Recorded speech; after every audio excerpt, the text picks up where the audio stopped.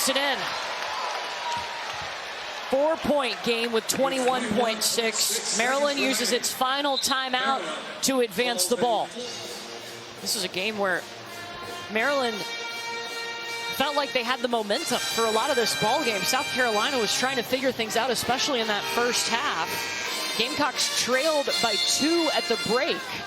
Maryland has led by as many as 7 today, but here they find themselves down 4 with their season on the line and 21.6 seconds to decide it. Yeah, this game has been like being on a roller coaster at Six Flags.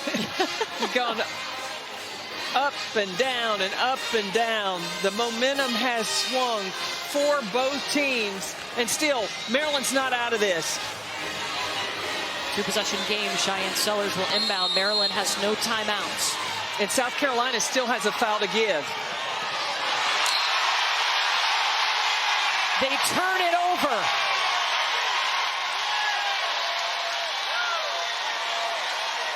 Poffenbarger goes right over to pick up Cheyenne Sellers. Not allow her to drop her head.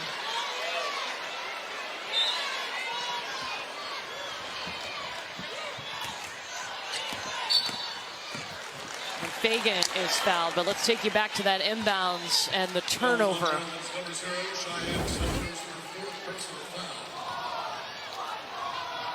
Just a miscommunication between TBIC and Sellers. It's the details when you get to this point in the tournament. 5 turnovers for Maryland in the last 2 minutes. Fagan drops in the first one.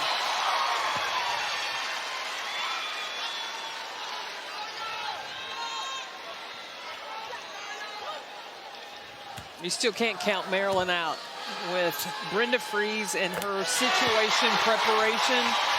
What I watched in that Alabama game, this ain't over till it's over. They got to go fast, though. They don't have any timeouts. Taking a lot of time. 2 more points from TBIASU. 11.5 showing on the clock. Back to a 4-point game.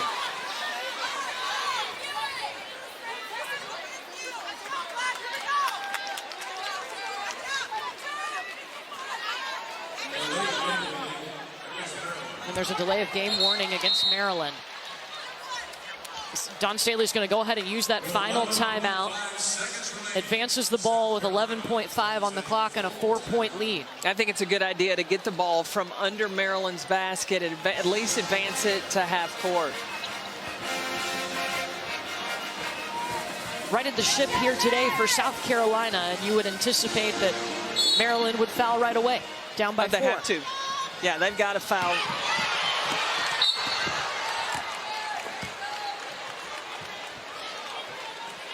Michael almost got that basketball from Mylasia Fulwiley. Well, Fulwiley, that with the quickness to get there. You were talking about... That's the 5th on Kayleen Schmeichel, the leading scorer from Maryland. Transferred in from Rutgers, her junior season. So important. She was instant offense and came into this Maryland program to be a scorer, and she gave everything that she could to this team.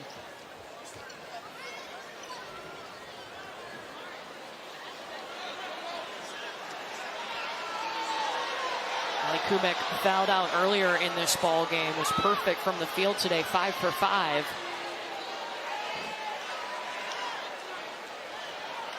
And the officials were talking about something. Fulwiley at the free throw line, 10.9 on the clock.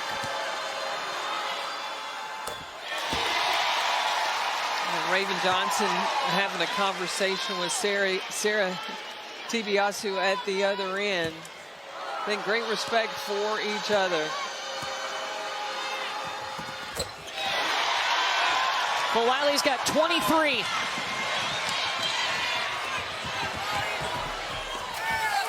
DeBerry with the bucket. Well, South Carolina doesn't have any more timeouts. Oh, there's a foul before. There's a foul before the game ends. Brenda Fries and Dawn Staley were already shaking hands, but the official put the fist up in the air, signaling the foul. Yeah, Christina Dulce, I think, got the steal from Fulwiley, and Fulwiley fouled her. The play is under review to determine if the foul occurred after the expiration of time on the game clock.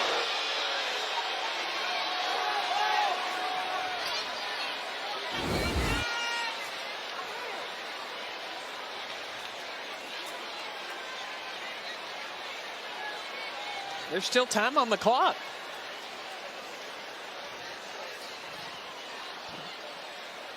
But South Carolina had a foul to give. So it won't mean free throws. But they only have 3 team fouls here in this fourth quarter.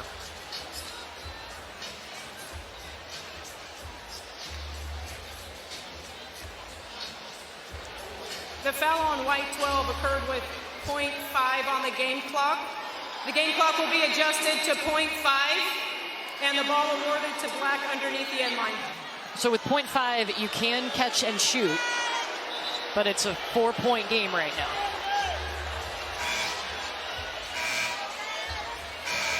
Yeah, the biggest thing that South Carolina needs to do is probably go to the other end.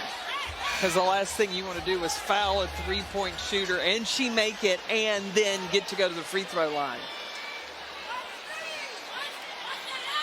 South Carolina foul number 12 by Major Fulwiley. That's her second on the team's court.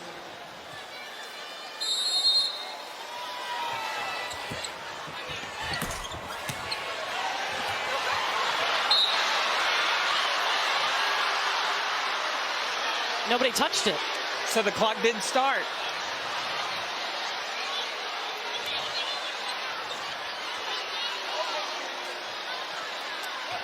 Someone has to touch the ball in order for the time to tick off the clock.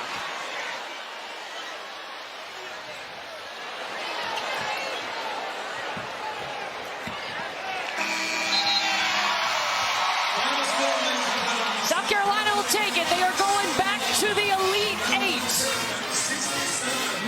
19-1 in the last 4 NCAAA tournaments, and it was not easy today.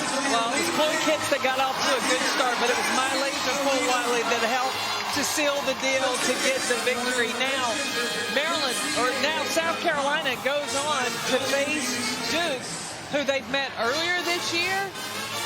That was an 11-point game. This Duke team is a very different team, and South Carolina has been challenged now twice on their road to the Elite Eight.